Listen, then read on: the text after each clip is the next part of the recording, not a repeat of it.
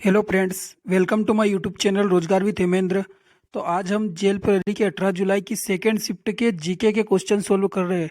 First shift के मैंने इसके पिछले वाले लेक्चर में फर्स्ट शिफ्ट के क्वेश्चन करवा दिए। अगर आपने नहीं देखा हो तो प्लेलिस्ट में जाके एक बार फर्स्ट शिफ्ट के जीके के क्वेश्चन जरूर देखें। तो आज हम सेकेंड शिफ्ट के जीके के क्वेश्चन सोल्व कर रहे हैं। तो चलिए क्वेश्चन स्टार्ट करते हैं। एमपी राज्य पर्यटन नीति 2012 के अनुसार निम्न में से कौन से गतिविधियों इको तथा साहसिक पर्यटन के अंतर्गत आएगा? तो कैंपिंग, एलिफेंट सफारी, उपयुक्त दोनों या उपयुक्त में से कोई भी नहीं। तो उपयुक्त दोनों आएंगे ये, कैंपिंग और एलिफेंट सफारी। तो चलिए इसका देखते हैं अपन। इको तथा साहसिक पर्यटन। यह एक पर्यटन विभाग को बढ़ावा देने के लिए एक योजना चलाई गई थी। इस योजना में कौन कौन से आए गए थे? इसमें इसमें कैंपिंग आया था। ये रहा अपना कैंपिंग। इसके बाद टेकरिंग, एगलिंग, जल क्रीड़ा, एलिफेंट सफारी भी इसमें जोड़ा गया था। इसके बाद राइडिंग, ट्रैक, फोटो सफारी, ब्लूनिंग आदि गतिविधियां इसमें शामिल की गई थी। इको एवं साहसिक पर्यटन के अंतर्गत ये गतिविधियां शामिल की गई थी।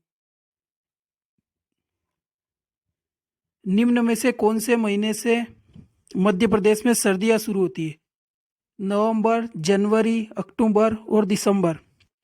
तो नवंबर महीने से मध्य प्रदेश में सर्दियां शुरू होती है।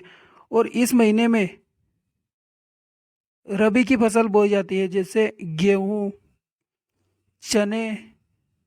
रबी की फसल में सर्दियां शुरू हो जाती है। चलिए अगला क्वेश्चन देखते हैं अब। Question number third. निम्नलिखित नदियों में से धूती बांध किस नदी पर निर्मित है? सिंध, बेतवा, वैनगंगा और माही। तो धूती बांध है जो है वैनगंगा नदी पर स्थित है। चलो अपन इसकी डिटेल देखते हैं। धूती बांध। धूती डैम आधिकारिक तौर से धूती विहार भारतीय राज्य मध्य प्रदेश के बालाघाट जिले के लामता के पास वैनगंगा नदी पर स्थित है। और इस बांध का निर्माण 1923 में British civil engineer sir George Mass Herriot की देखरेख में किया गया था। और इस बांध के किनारे की दो विशेषता है, क्योंकि इसमें दो नहरें हैं। पूर्व तरफ की नहर लामता को सिंचाई मुहैया करती है और पश्चिम की तरफ लाल बर्राक को मिलती है। इसमें दो नहरें भी है। क्योटी जलप्रपात किस नदी पर स्थित है? क्योटी, चंबल, क्षिप्रा, केन और महाना। तो क्योटी जलप्रपात है ये महाना नदी पर स्थित है। केवटी, केवटी हुआ, बहुटी हुआ, ये जलप्रपात रेवा जिले के तमसा नदी की सहायक नदी महाना पर है। ये रीवा में स्थित है। ये कौन से जिले में है? रीवा में। और इस जलप्रपात की लंबाई कितनी है? ये 98 मीटर ऊंचा है। सॉरी, इसकी ऊंचाई कितनी है? 98 मीटर ये ऊंचा है। और ये देश में 24वें नंबर पर है। जलप्रपात में देश में 24वें नंबर पर है केवटी जलप्रपात। इकबाल पुरस्कार साहित्य में रचनात्मक लेखन का सम्मान करने के लिए प्रस्तुत किया जाता है। खरोष्ट, उर्दू, फारसी और हिंदी। तो इकबाल पुरस्कार उर्दू साहित्य में दिया जाता है। उर्दू इसका आंसर आएगा। इकबाल पुरस्कार के बारे में अपन डिटेल से देखते हैं कि साहित्य और कलाओं के क्षेत्र में उत्कृष्टता एवं सृजनात्मकता को सम्मानित करने के लिए अपनी परंपरा के अनुसार ये मध्य प्रदेश शासन द्वारा 1986 87 में उर्दू साहित्य के रचनात्मक लेखन एवं इकबाल सम्मान स्थापित किया गया है। इस सम्मान में 1 लाख रुपए की राशि दी जाती है। इस सम्मान में 1 लाख रुपए तक की राशि दी जाती है। भोपाल में लोकरंग महोत्सव कितने दिन तक चला था? जो भोपाल में एक लोकरंग महोत्सव हुआ था वो कितने दिन तक चला था? 4, 3, 5, 6। तो इसका करेक्ट आंसर आएगा 5।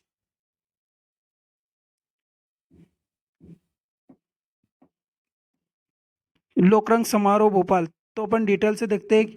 लोकरंग समारोह मध्य प्रदेश राज्य के भोपाल शहर में हर वर्ष 26 जनवरी अपने गणतंत्र दिवस के दिन आयोजित होकर 5 दिनों तक चलता है। 5 दिनों तक चलने वाला समारोह है ये। यह समारोह मध्य प्रदेश की आदिवासी लोक कला अकादमी द्वारा आयोजित किया जाने वाला एक सांस्कृतिक प्रदर्शनी है। लोक नृत्य एवं जनजातीय नृत्य, शास्त्रीय नृत्य कला रूपों का प्रदर्शन इस लोकरंग समारोह की मुख्य विशेषता है। इसके बाद अगला देखते हैं। एक महत्वपूर्ण जैन तीर्थ यात्रा केंद्र 52 गजा चूलगुरी मध्य प्रदेश के कौन से जिले में स्थित है? 52 गजा जो एक जैन तीर्थ स्थल है जो मध्य प्रदेश में है। और पहले तो यह बताया कि जैन धर्म के प्रथम गुरु कौन थे? तो जैन धर्म के प्रथम गुरु अपने ऋषभ देव थे। तो मध्य प्रदेश में भी एक जैन तीर्थ यात्रा 52 गजा स्थित है। ये कौन से जिले में स्थित है? और तो ये बड़वानी जिले में स्थित है। 52 गजा बड़वानी, ये 52 गजा। 52 गजा मध्य प्रदेश के बड़वानी जिले में स्थित एक प्रसिद्ध जैन तीर्थ स्थल है भैया। ये एक जैन तीर्थ स्थल है। यहाँ पर मुख्य आकर्षक पहाड़ से काटकर निर्मित प्रथम तीर्थकर जैन धर्म के प्रथम गुरु या तीर्थकर ऋषभ देव की विशाल प्रतिमा है। यहाँ पर ऋषभ देव की विशाल प्रतिमा भी है। और यह प्रतिमा 84 फीट ऊंची प्रतिमा है। ये 84 फीट ऊंची प्रतिमा है।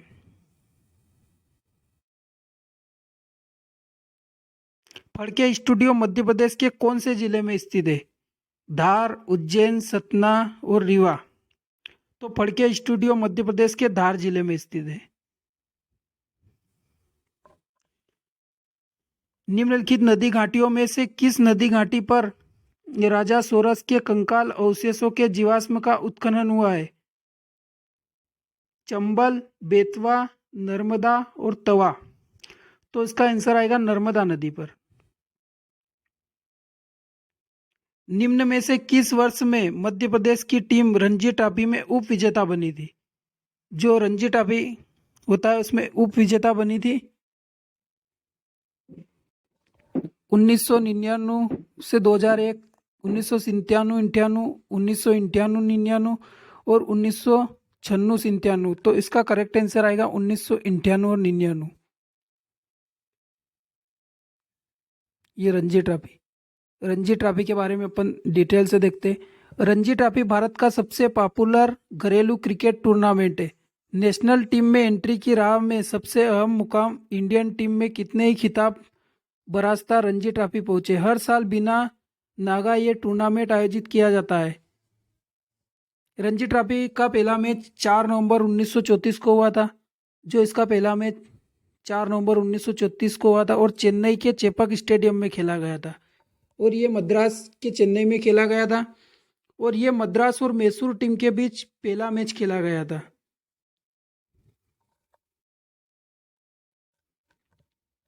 मध्य प्रदेश के कौन से शहर में विख्यात अभिनेता शरत सक्सेना का जन्म हुआ है? जबलपुर, होशंगाबाद, भिंड और सतना। शरत सक्सेना को आपने मूवी में तो देखा ही होगा। तो इनका जन्म सतना में हुआ था।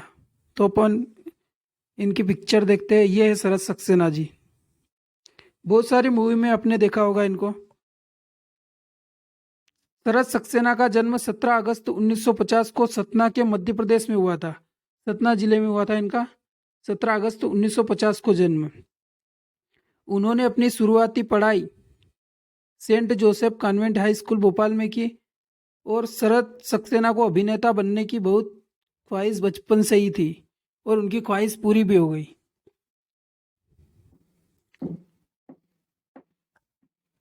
भारत की आज़ादी के बाद मध्य प्रांत की राजधानी क्या थी? नागपुर, इंदौर, पुणे और रायपुर। तो मध्य प्रदेश की राजधानी नागपुर थी आज़ादी के बाद। इसके बाद मध्य प्रदेश की राजधानी को भोपाल लाया गया था 1 नवंबर 1956 को। मध्य प्रदेश क्रिकेट टीम का मुख्य कोच कौन है? हरविंदर सिंह सोढ़ी, बाल साहेब टट्टे, अंकित डैन और मयंक अग्रवाल। तो इसका करेक्ट आंसर आएगा हरविंदर सिंह सोढ़ी। मध्य प्रदेश के निम्नलिखित जिलों में से कौन सा जिला राज्य का सबसे अधिक आबादी वाला जिला है? इंदौर, भोपाल, ग्वालियर और रीवा। तो सबसे अधिक जिला मध्य प्रदेश का आबादी वाला जिला इंदौर है। निम्नलिखित में से कौन सा राज्य मध्य प्रदेश के पश्चिम में स्थित है? तो अपन मैप की सहायता से देखते हैं कि कौन सा राज्य पश्चिम में। ये तो हो गया अपना ईस्ट, ये वेस्ट, ये नॉर्थ, ये साउथ। तो अपन को पश्चिम में देखना है, वेस्ट में। तो वेस्ट में अपना गुजरात राज्य है, ये यहाँ पे गुजरात है। तो इसका आंसर गुजरात आएगा। और मध्य प्रदेश को कितने राज्य की सीमा मध्य प्रदेश को छूती है दूसरे राज्य को? तो एक तो उत्तर प्रदेश हो गया, जो उत्तर पूर्व में उत्तर प्रदेश हो गया। इसके बाद दक्षिण पूर्व में छत्तीसगढ़ हो गया, और गुजरात हो गया, राजस्थान हो गया। 5 राज्य, महाराष्ट्र हो गया। 5 राज्य है, 5 राज्य ऐसे हैं जो मध्य प्रदेश की सीमा को छूते हैं। बाज बहादुर का महल कहाँ स्थित है? चंदेरी, होशंगाबाद, भोपाल और मांडू। तो बाज बहादुर शाह का महल मांडू में स्थित है।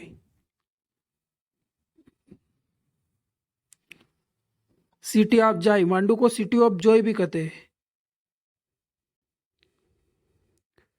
City of Joy. Namami Devi नर्मदे योजना यात्रा की समाप्ति कब हुई थी? 15 मई, 20 मई, 25 मई और 10 मई। तो नमामि देवी नर्मदा सेवा यात्रा नर्मदा नदी के जल को बचाने के लिए, जल संरक्षण करने के लिए, तो ये यात्रा 15 मई 2017 को समाप्त हुई थी।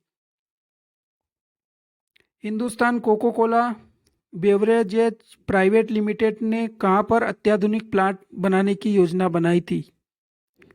होशंगाबाद, सीहोर, सतना और रीवा। तो होशंगाबाद में प्लांट बनाने की योजना बनाई थी। इसके बाद मैथिली शरण गुप्त एक प्रसिद्ध थे। मैथिली शरण गुप्त एक प्रसिद्ध शिक्षाविद, पत्रकार, कवि और वैज्ञानिक। तो मैथिली शरण गुप्त एक पोइट थे, कवि थे। ये मैथिली शरण गुप्त जी है, और ये हिंदी के प्रसिद्ध कवि थे। मैथिली शरण गुप्त हिंदी के प्रसिद्ध कवि थे, और इनका उपनाम दद्दा था। इन्हें दद्दा भी कहा जाता था, दद्दा। और इनका जन्म 3 अगस्त 1886 को झांसी में हुआ था, और इनकी मृत्यु 12 दिसंबर 1964 को भारत में हुई। और इनको पद्म भूषण पुरस्कार से भी सम्मानित किया गया था।